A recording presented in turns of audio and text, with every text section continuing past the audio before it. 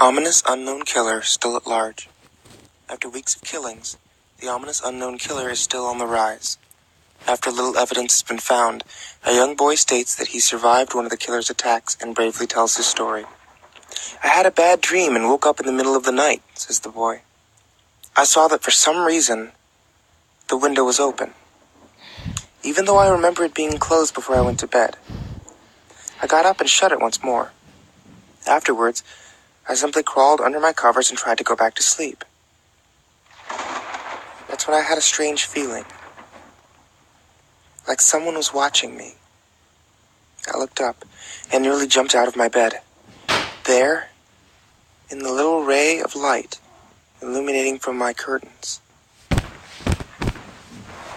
were a pair of two eyes. These weren't regular eyes, they were dark, ominous eyes. They were bordered in black, and just plain out terrified me. That's when I saw his mouth, a long, horrendous smile that made every hair on my body stand up. The figure stood there, watching me. Finally, after what seemed like forever, he said it. A simple phrase, but said it in a way only a madman could speak. "Go to sleep."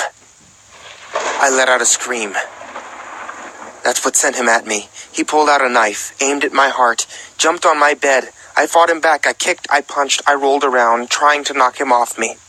That's when my dad burst in with his 12-gauge shotgun. He aimed it at the man. He almost got him. But before he could pull the trigger, the man leapt out to the side. The man threw the knife in a Bowie knife style into my dad's shoulder. He let go of the gun. The man probably would have finished him off if one of the neighbors hadn't alerted the police. They drove into the parking lot and ran towards the door. The man turned and ran down the hallway. I heard a smash, like glass breaking. As I came out of my room, I saw the window that was pointing towards the back of my house was broken. I looked out to see him vanish into the distance. I can tell you one thing. I'll never forget that face. Those cold, evil eyes. That psychotic smile.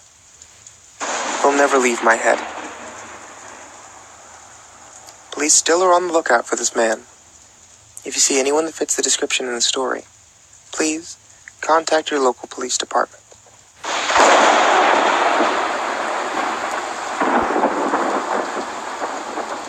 Jeff and his family had moved into the new neighborhood. His dad had gotten a promotion at work, and they thought it would be best to live in one of those fancy neighborhoods. Jeff and his brother Lou couldn't complain, though. A new, better house. What was not to love? As they were getting unpacked, one of their neighbors came by. "Hello," she said. "I'm Barbara. I live across the street from you. Well, I just wanted to introduce myself and to introduce my son." She turned around and called her son over. "Billy, these are our new neighbors." Billy said hi and ran back to play in his yard. "Well," said Jeff's mom, "I'm Margaret, this is my husband Peter, and our two sons Jeff and Lou." They each introduced themselves, and Barbara invited them to her son's birthday. Jeff and his brother were about to object when their mother said that they would love to. Jeff went up to his mom. "Mom, why did you invite us to some kid's party? They haven't noticed I'm not some dumb kid." "Jeff," says his mom, "we just moved here. We should show that we want to spend time with our neighbors. Now we're going to that party, and that's final." Jeff started to talk, but stopped himself, knowing that he can't do anything. Whenever his mom says something, it's final. He walks up to his room and plops down on his bed. He sits there looking at the ceiling when suddenly he gets a weird feeling. Not so much a pain, but a weird feeling. He dismisses it as if some random feeling. He hears his mom calling him down to get his stuff, and he walks down to get it. The next day, Jeff walked down the stairs to get breakfast and get ready for school. As he sat there, eating his breakfast, he once again got that feeling. This time it was stronger. Gave him a slight tugging pain, but he once again dismissed it. As he and Lou finished breakfast, they walked down to the bus stop. They sat there waiting for the bus, and then, all of a sudden, some kid on a skateboard jumps over them, only inches above their laps. They both jump back in surprise. "Hey, what the hell, kid?" The kid landed and turned back to them. He kicked his skateboard up and caught it with his hand. He wears an Aeropostale shirt and ripped blue jeans. Well, well, well, looks like we got some new meat." Suddenly 2 other kids appeared. One is super skinny and the other is huge. "Well, since you're new here, I'd like to introduce ourselves. Over there's Keith." Jeff and Lou look at the skinny kid. He has a dopey face that you would expect a sidekick to have. And he's Troy. They look over at the fat kid. Talk about a tub of lard. This kid looks like he hadn't exercised since he was crawling. "And I," says the kid, "am Randy. Now, for all the kids in this neighborhood, there's a small price of bus fare, if you catch my drift." Lou stands up, ready to punch the light out of the kid's eyes, when his 2 friends pull a knife up at him. "I had hoped you'd be more cooperative, but it seems we must do things the hard way." The kid walks up to Lou and takes his wallet out of his pocket. Jeff gets that feeling again. Now it's truly strong, a burning sensation. He stands up, but Lou gestures him to sit down. Jeff ignores it and walks up to the kid. "Listen here, you little punk. Give back my bro's wallet or else." Randy puts the wallet in his pocket and pulls a knife. "Oh? And what you gonna do?" Just as he finishes his sentence, Jeff pops the kid in the nose. Kid reaches for his face. Jeff grabs the kid's wrist and breaks it. Randy screams and Jeff grabs the knife from his hand. Troy and Keith rush him, but Jeff's too quick. He throws Randy to the ground. Keith lashes out at him, but Jeff ducks and stabs him in the arm. Keith drops his knife and falls to the ground screaming. Troy rushes him too, but Jeff doesn't even need the knife. He punches Troy straight in the stomach. He goes down. As he falls, he pukes all over the place. Lou can do nothing but look in amazement at Jeff. "Jeff, how did you..." That's all he says. They see the bus coming and know they'd be blamed for the whole thing, so they start running as fast as they can. As they run, they look back and see the bus driver rushing over to Randy and them. As Jeff and Lou make it to school, they don't dare tell what happens. All they do is sit and listen. Lou just thought of that as his brother beating up a few kids, but Jeff knew it was more. It was something scary. As he got that feeling, he felt how powerful it was, the urge to just hurt someone. He didn't like how it sounded, but he couldn't help but feel happy. He felt that strange feeling go away and stay away for the entire day of school, even as he walked home due to the whole thing near the bus stop. And how now he probably wouldn't be taking the bus anymore.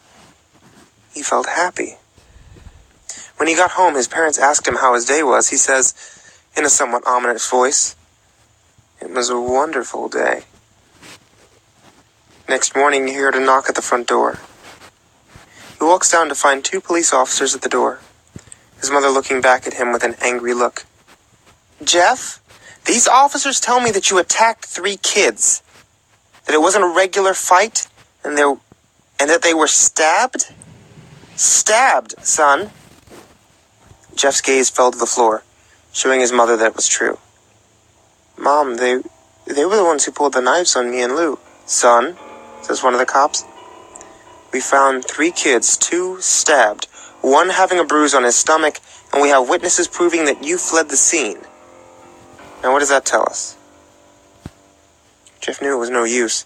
He could say him and Lou had been attacked, but there was no proof it was not them who attacked first. They couldn't say that they weren't fleeing because, truth be told, they were. So, Jeff couldn't defend himself or Lou. "Son, call down your brother." Jeff couldn't do it, since it was him who beat up all 3 of the kids. "Sir, it was me. I was the one who beat up those kids. Lou tried to hold me back, but he couldn't stop me." The cop looked at his partner. They both nodded. "Well, kid looks like a year in juvie." "Wait," says Lou. We all looked up to see him holding a knife. The officers pulled their guns and locked them on Lou. "It was me. I beat up those little punks. I have the marks to prove it." He lifted up his sleeve to reveal cuts and bruises, as if he were in a struggle.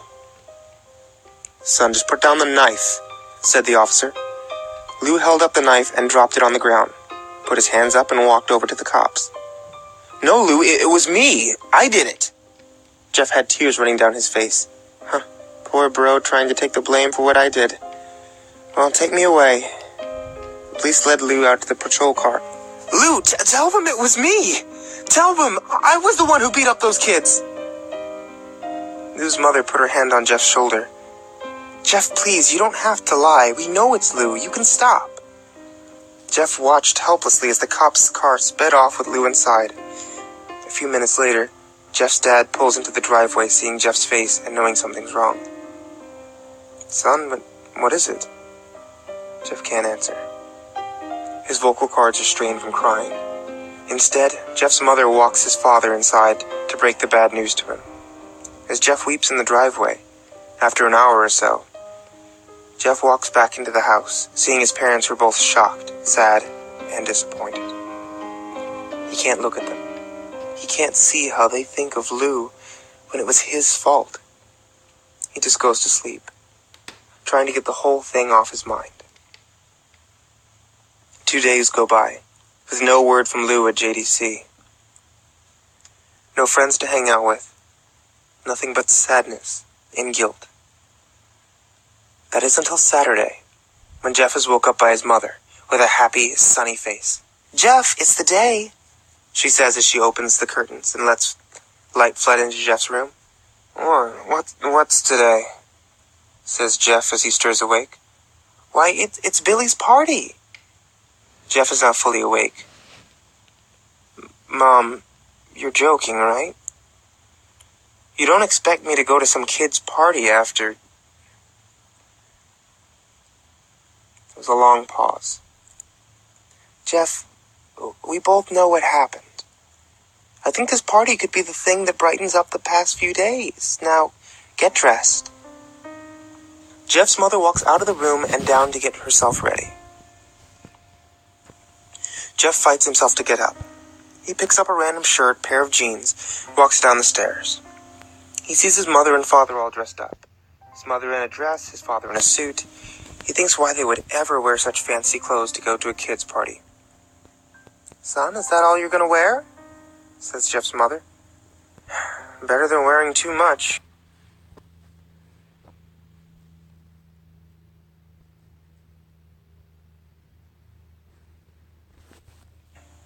He says. His mother pushes down the feelings to yell at him and hides it with a smile. "Jeff, we may be overdressed, but this is how you go if you want to make an impression," says his father. Jeff grunts and goes back up to his room. "I don't have any fancy clothes," he yells down the stairs. "Just pick something," says his mother.